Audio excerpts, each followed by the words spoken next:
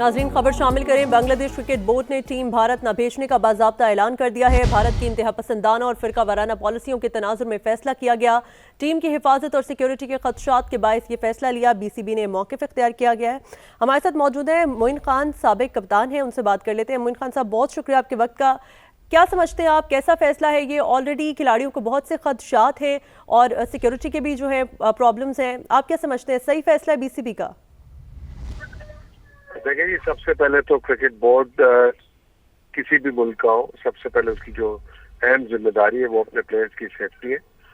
और मेरा ख्याल है कि जो इंडिया की पॉलिसीज है उसको देखते हुए, मद्देनजर रखते हुए BCB का बिल्कुल दुरुस्त फैसला है। यहाँ पाकिस्तान को भी बिल्कुल इस फैसले को मद्देनजर रखना चाहिए अपने आगे के फैसलों में, बिकॉज के इंडिया हमेशा ही पाकिस्तान आने से कतराता है जब भी कोई बड़ा इवेंट होता है।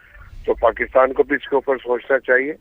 और जिस तरह की इंडियन क्रिकेट बोर्ड की पॉलिसीज है या इंडियन गवर्नमेंट की पॉलिसीज है, मुझे ऐसा लगता है कि ये टोटली खुद भी आइसोलेट हो जाएंगे और वो दिन दूर नहीं है। मैं देख रहा हूँ जैसे साउथ अफ्रीका बहुत अच्छे तक अपने ही मुल्क में सिर्फ क्रिकेट खेलता रहा था और इंटरनेशनल क्रिकेट की बात, ऐसा ना हो कि आने वाला वक्त जो है वो सिर्फ इंडिया और इंडियन प्लेयर्स को सिर्फ इंडिया तक महदूद कर दे।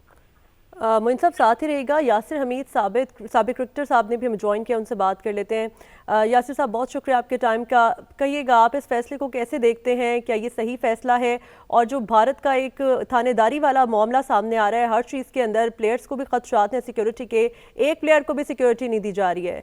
मोइन साहब, आप कहिएगा, क्या समझते हैं आप? जी देखिए, ये 2-3 दिनों से ये जो है ये मैटर जो है ये न्यूज़ जो है वो क्रिएट हो रही थी कि बांग्लादेश में भी इन चीज पे सोच रहा है। तो फाइनली उन्होंने ये डिसीजन लिया। मेरे ख्याल से देखिए, दैट वाज ऑन कार्ड्स, क्योंकि जिस तरह चीज़ों को पॉलिटिसाइज करता है इंडिया, पहले पाकिस्तान के साथ उन्होंने किया, वो फिर उन्होंने एट द एंड उनको पता चल गया कि यार क्या हुआ। एट द एंड अल्हम्दुलिल्लाह अल्लाह ने, जब बातें जो है दूसरी तरफ जाती है तो फिर पता चलता है कि यार क्या कर रही है नेशन। तो अब ये बांग्लादेश के साथ इन्होंने ये शुरू किया। पहले मुस्तफिजुर रहमान का कॉन्ट्रैक्ट कैंसिल किया इन्होंने। दैट वाज वेरी, मैं समझता हूँ कि स्पोर्ट्स को पॉलिटिसाइज नहीं करना चाहिए। जिस तरह मोइन भाई ने बात की है कि वो वक्त दूर नहीं है कि जब भारत ही अपने प्लेयरों के साथ रह जाएगा और आइसोलेट ये अपने आप को खुद कर रहे हैं। मेरे ख्याल से पता नहीं कौन सा कॉम्प्लेक्स है इनके माइंड में, कोई सुपीरियर कॉम्प्लेक्स है, यार हमसे बेहतर कोई नहीं है। तो ये चीज जो है आहिस्ता आहिस्ता आप खुद ये सब खुद कोई बैकफायर करेगी इंडिया को और चीजें सामने आ जाएगी। यासिर साहब साथ ही रहेगा। मोइन साहब, आप कहिएगा कि आप क्या समझते हैं कि अपना भारत का अपना ही नुकसान होगा? लेकिन इससे पहले भी हमने देखा कि प्लेयर्स को, एक तो इंडिया में सिक्योरिटी खदशात होते हैं, दूसरी तरफ किसी भी टीम से किसी भी प्लेयर को निकाल दिया जाता है और एक अजीब थानेदारी वाला माहौल बनाया गया है भारत की जानिब से।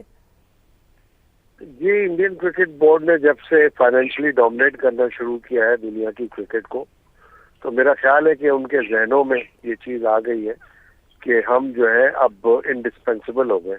और जब इंसान ये समझना शुरू हो जाता है अपनी जात पे या एज अ क्रिकेट बोर्ड या एज अ नेशन कि हम इंडिस्पेंसिबल है, तो वहीं से उसका भी डाउनफॉल शुरू हो जाता है। मुझे लगता है ऐसा ही है, क्योंकि आपको पता ही है कि इंडिया की इस वक्त जो पोजीशन है पूरी दुनिया में, सारे क्रिकेट बोर्ड के आगे वाजे है। वो हमेशा डोमिनेंस अपनी दिखाते हैं, शो करते हैं, कोशिश करते हैं।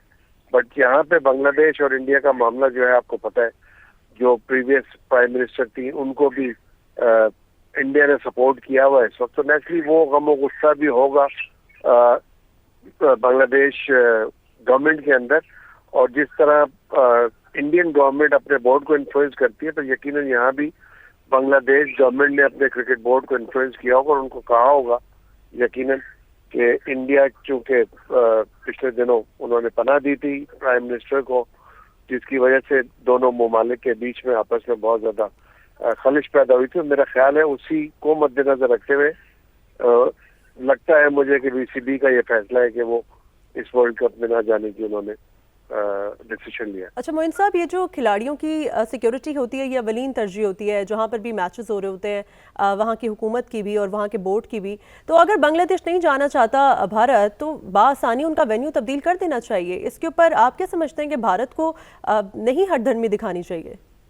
जी, आईसीसी को बिल्कुल इस इशू को बिल्कुल बहुत ज्यादा फोकस करना चाहिए और इम्पोर्टेंस देनी चाहिए, बिकॉज कि इंडिया ने भी हमेशा ऐसे ही किया और न्यूट्रल ग्राउंड पे पाकिस्तान के खिलाफ जब भी कोई ऐसा इवेंट हुआ, अभी रिसेंटली एग्जाम्पल हमारे पास एशिया कप की है जहाँ पे इशू बना था और फिर इंडिया पाकिस्तान का मैच दुबई में हुआ था।